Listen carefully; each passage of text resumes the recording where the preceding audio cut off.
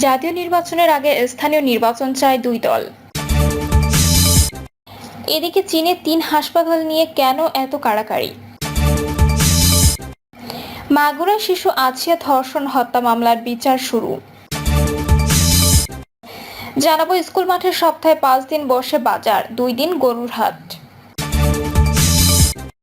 এবং সর্বশেষ জানাবো প্রশ্ন রুমিন ফারহানার, রাষ্ট্র পরিচালনায় না থাকলেও নতুন দলকে সহযোগিতা কি ইঙ্গিত করে?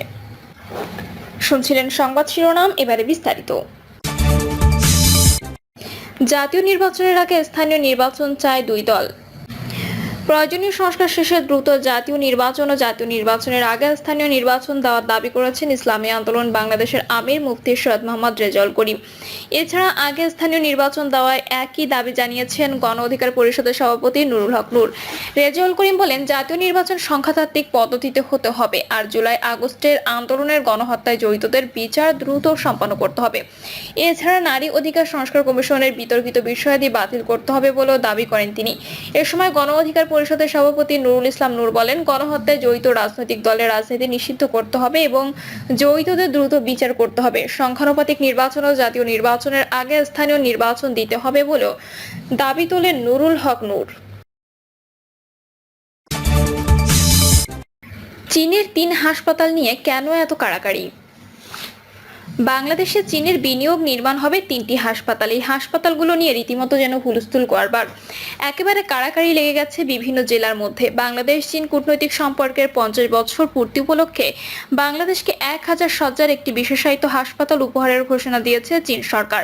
এছাড়া ৫০০ থেকে ৭০০ শয্যার একটি জেনারেল হাসপাতাল এবং একটি পুনর্বাসন হাসপাতাল নির্মাণে বিনিয়োগের ঘোষণা দিয়েছে বর্তমান বাংলাদেশের সবচেয়ে কাছের মিত্ররা। ফ্যাসিস্ট হাসিনা ২৪-এর গণঅভ্যুত্থানে পালিয়ে যাবার পর থেকে বাংলাদেশের সাথে সম্পর্কের উন্নয়ন হতে শুরু করে চীনের। এদিকে হাসপাতালটি নির্মাণের ঘোষণা আসার পর থেকেই দেশের বিভিন্ন জেলায় হাসপাতালের দাবিতে প্রতিদিনই বিভিন্ন স্থানে সভা সমাবেশ, মানববন্ধন ও স্মারকলিপি প্রদান অব্যাহত রয়েছে। যদিও হাসপাতাল নির্মাণের বিষয়টি এখনো প্রাথমিক পর্যায়ে রয়েছে। বিভিন্ন জেলায় এভাবে হাসপাতালগুলো নির্মাণের দাবি উঠলে সম্প্রতি স্বাস্থ্য অধিদপ্তর মহাপরিচালক ডক্টর মোহাম্মদ আবু জাফর গণমাধ্যমকে জানিয়েছেন, ১,০০০ শয্যা বিশিষ্ট বিশেষায়িত হাসপাতালটি নির্মাণ হবে নীলফামারী তিস্তা প্রকল্পের কাছে। এই হাসপাতাল নির্মাণের জন্য নীলফামারী মেডিকেল কলেজের কাছাকাছি ১৬ একর জায়গা প্রাথমিকভাবে নির্বাচন করা হয়েছে বলেও জানান স্বাস্থ্য অধিদপ্তরের মহাপরিচালক। এছাড়া চট্টগ্রামের দক্ষিণ কর্ণফুলীতে ৫০০ থেকে ৭০০ শয্যার একটি জেনারেল হাসপাতালের সম্ভাব্যতা সমীক্ষা করা হবে বলেও নিশ্চিত করেন তিনি। আর ঢাকার উপকণ্ঠে ধামরাইয়ে বিভিন্ন আহত প্রতিবন্ধী রোগীদের পুনর্বাসনের জন্য ১০০ শয্যা বিশিষ্ট একটি রিহ্যাবিলিটেশন হাসপাতাল নির্মাণের পরিকল্পনা করছে চীন। এদিকে সম্প্রতি নীলফামারী টেক্সটাইল মিল সংলগ্ন মাঠে চীনের উপহারের ১,০০০ শয্যার হাসপাতালটি প্রতিষ্ঠার দাবিতে মানববন্ধন করেছেন শিক্ষার্থী সহ এলাকাবাসী। এই হাসপাতালটি ঠাকুরগাঁওয়ে নির্মাণের দাবিতে ইতিমধ্যে আমরা ঠাকুরগাঁওবাসী সংগঠনের ব্যানারে রাধারানীতে কর্মসূচি পালন করে ওই জেলার সাধারণ নাগরিকরা। অন্যদিকে পঞ্চগড়ে চীনের এই হাসপাতালটি স্থাপনের দাবিতে অবস্থান কর্মসূচি ও মানববন্ধন কর্মসূচি পালিত হয়েছে। এছাড়া আমরা ফেনীর ব্যানারে কেন্দ্রীয় শহীদ মিনারের সামনে মানববন্ধন কর্মসূচি পালন করেছে ফেনীবাসী। গাইবান্ধায় হাসপাতালের দাবিতে সংহতি সমাবেশ করেছে জেলার বিভিন্ন শ্রেণী পেশার মানুষ। মাগুরায় শিশু আছিয়া ধর্ষণ হত্যা মামলার বিচার শুরু। মাগুরায় শিশু ধর্ষণ ও হত্যা মামলায় ৪ আসামির বিরুদ্ধে অভিযোগ গঠন করেছে আদালত। যাদের বিরুদ্ধে অভিযোগ গঠন করা হয়েছে তারা হলেন প্রধান আসামি হিটু শেখ, নিহত আছিয়ার দুলাভাই সজীব শেখ, সজীবের বড় ভাই রাতুল শেখ, সজীবের মা জাহিদা খাতুন। অভিযোগ গঠনের সময় মাগুরা নারী ও শিশু নির্যাতন দমন ট্রাইব্যুনালের পিপি অ্যাডভোকেট মনিরুল ইসলাম মুকুল, ঢাকা থেকে আগত রাষ্ট্রপক্ষের বাংলাদেশ সুপ্রিম কোর্টের সিনিয়র আইনজীবী অ্যাডভোকেট এহসানুল হক সমাজি বক্তব্য উপস্থাপন করেন। স্কুল মাঠে সপ্তাহে ৫ দিন বসে বাজার, ২ দিন গরুর হাট। পাশাপাশি ২ শিক্ষা প্রতিষ্ঠান, ২ প্রতিষ্ঠানের মাঠের আয়তন প্রায় ৩ একর। কিন্তু এই বিশাল মাঠে বন্ধ খেলাধুলা, শরীর চর্চা। কেননা সপ্তাহে ৫ দিন এই মাঠে বসছে বাজার, বাকি ২ দিন গরুর হাট। স্কুল মাঠে হাট বাজার বসানোর এমন চিত্র লালমনিরহাটের কালীগঞ্জ উপজেলার চলবলা ইউনিয়নের শিয়ালখোড়া এলাকায়। ওই এলাকায় ২ শিক্ষা প্রতিষ্ঠানের একটি হলো শিয়ালখোয়া সরকারি প্রাথমিক বিদ্যালয় ও অপরটি শিয়ালখোয়া স্কুল অ্যান্ড কলেজ। এদের মধ্যে সরকারি প্রাথমিক বিদ্যালয়ে ২২৩ জন শিক্ষার্থী বিএনপি ও স্কুল অ্যান্ড কলেজে 650 জন শিক্ষার্থী পড়াশোনা করছে।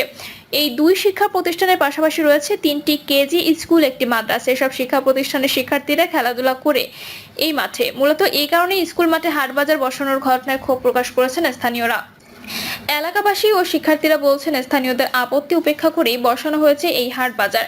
এতে একদিকে দৈনন্দিন পাঠক্রমে বিঘ্ন ঘটছে, অন্যদিকে বন্ধ হয়ে পড়েছে খেলাধুলা ও শরীরচর্চা।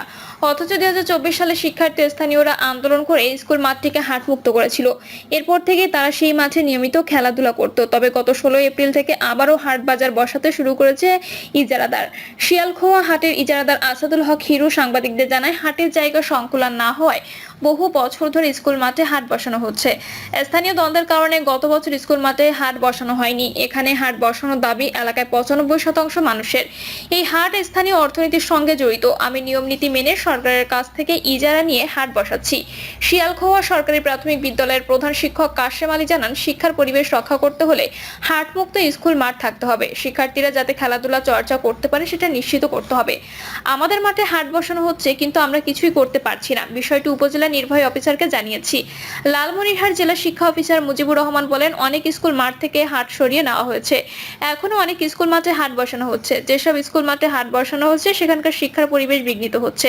শিয়ালখোয়া গ্রামে স্কুল মাঠ থেকে হাট অপসারণ করবে উপজেলা প্রশাসন। কালীগঞ্জ উপজেলা নির্বাহী অফিসার জাকিয়া সুলতানা জানান, আমরা হাট ইজারা দিয়েছি, তবে স্কুল মাঠ ইজারা দেয়নি। হাটের জায়গা সংকটের কারণে ইজারাদার স্কুল মাঠে হাট বসাচ্ছেন।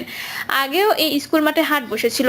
স্কুল মাঠ থেকে হাট অপসারণ করা হবে কিনা এমন প্রশ্নের উত্তরে তিনি বলেন, হাটের ইজারাদার ও স্কুল কর্তৃপক্ষের সঙ্গে যৌথ বৈঠক করে এ বিষয়ে দ্রুত সিদ্ধান্ত নেওয়া হবে। প্রশ্ন রুমিন ফারহানার, রাষ্ট্র পরিচালনায় না থাকলেও নতুন দলকে সহযোগিতা কি ইঙ্গিত করে? রাষ্ট্র পরিচালনায় না থাকলেও নতুন দলকে ব্যবসায়ীদের সহযোগিতা কি ইঙ্গিত করে, এমন প্রশ্ন রেখে বিএনপি সহ আন্তর্জাতিক বিষয়ক সম্পাদক ও সাবেক সংসদ সদস্য ব্যারিস্টার রুমিন ফারহানা বলেছেন, প্রতিটি দেশে নির্বাচনে জিততে পারে এমন সম্ভাবনাময় দলকে ব্যবসায়ীরা সহযোগিতা করে থাকেন। এটি যুগে যুগে হয়ে আসছে। কিন্তু এনসিপি কি রাষ্ট্র পরিচালনার আছে কিংবা আগামীতে যাবে এমন অবস্থায় আছে?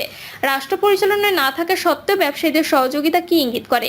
এজন্য আগামী দিনগুলো বিএনপির জন্য আরো কঠিন। ব্যারিস্টার রুমিন ফারহানা বলেন, বিএনপি কখনো কারচুপি নির্বাচন করে নাই, সমর্থন করে নাই।